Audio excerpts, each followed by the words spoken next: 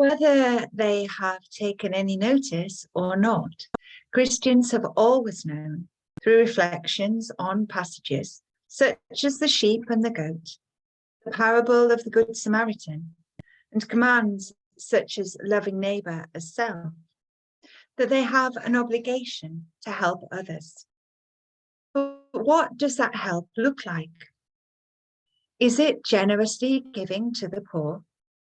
Well, certainly no one would dispute that that is a good thing to do. But is more required of us? Much of our gospel is concerned with justice. The Old Testament prophets speak out in God's name against oppression. Jesus himself declares that he has come to bring good news to the poor, whilst the Magnificat, sung by his mother Mary, announces that God will scatter the proud, pull down the mighty from their seat, and exalt the humble and meek.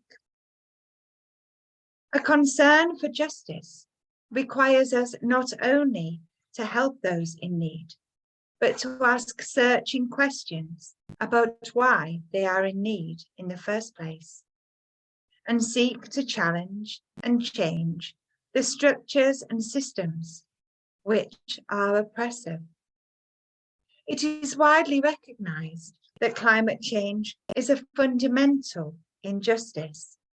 It affects those who are least culpable for climate emissions, future generations, the global poor, other species, the most.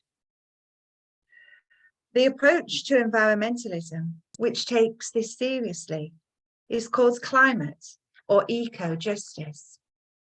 It recognizes that when it comes to climate change, we are not all in the same boat.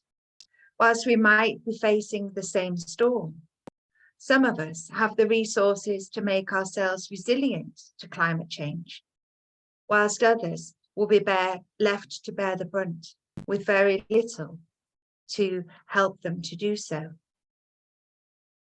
Climate or eco-justice asks difficult questions, such as, how did we find ourselves in this situation in the first place? Who is responsible? And how can we respond to the challenges we face in a way which is fair for all? We'll now watch a video explaining the fundamentals of climate justice. It's been created by a company called Earthrise, who are sponsored by the National Lottery.